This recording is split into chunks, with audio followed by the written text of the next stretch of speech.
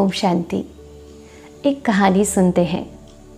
एक बार की बात है, एक छोटे से गांव में एक छोटी सी बच्ची सुमन नाम की अपने पिताजी के साथ रहती थी। परिवार बहुत गरीब था। सुमन जब छोटी थी तभी उसकी माँ चल बसी।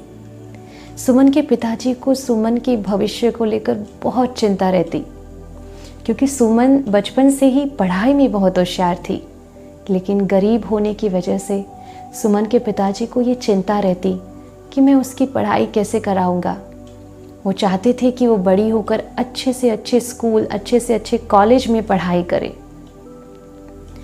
तो एक बार उन्होंने सुमन को बुलाया और कहा, बेटी, मैं हर हफ्ते तुम्हें थोड़े थोड़े पैसे देता रहूँगा। तुम उस धन को इकट्ठा करना। जब तुम्हारी स्कूल कंप्लीट हो जाएगी ना, जब तुम्हें कॉलेज में एडमिशन लेना होगा तो हम शहर में जाएंगे और शहर की अच्छे से अच्छे कॉलेज में तुम्हारा एडमिशन लेंगे। सुमन खुश हो गई। सुमन ने कहा, जी पिताजी। समय बीतता गया। उसके पिता थोड़ा थोड़ा पैसा उसे देते रहते, वो इकट्ठा करती रहती। बड़ी हो गई। अब समय था शहर जाके उसे अच्छे से अच्छी कॉलेज में एडमिशन दिलवाना।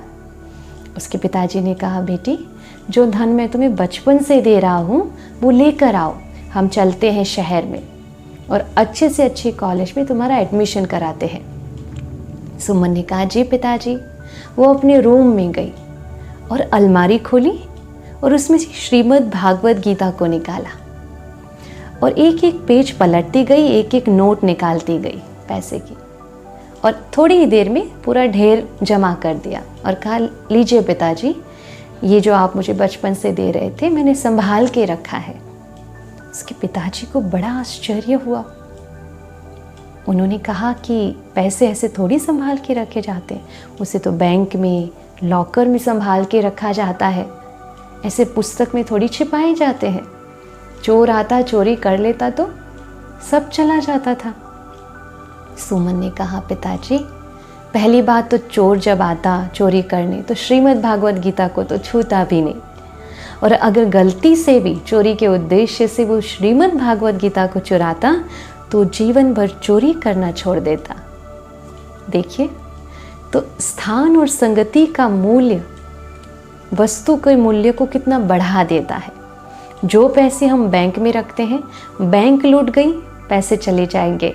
लॉकर टूट गया, पैसे चले जाएंगे। लेकिन श्रीमद् भगवत गीता में पैसे रखे थे ना, तो वृत्ति बदल जाती है, सृष्टि बदल जाती है। इसलिए स्थान और संगति का चयन जो है वो हमेशा अच्छा होना चाहिए। देखिए, आप एक सर्प अगर घर में मिल जाए, घर में निकल आए, तो सर्प को मारने के लिए, निकालने के लिए लोग डंडा लेकर आ जाते हैं। वही सर्प अगर मंदिर में मिल जाए या दिख जाए तो उसको दूध पिलाते हैं, उसकी पूजा करते हैं। सर्प तो वही है। तो मूल्य किसका है? स्थान का, मंदिर का। तो एक विषैला सर्प भी मंदिर में दिख गया, मंदिर में मिल गया तो पूजनीय हो गया।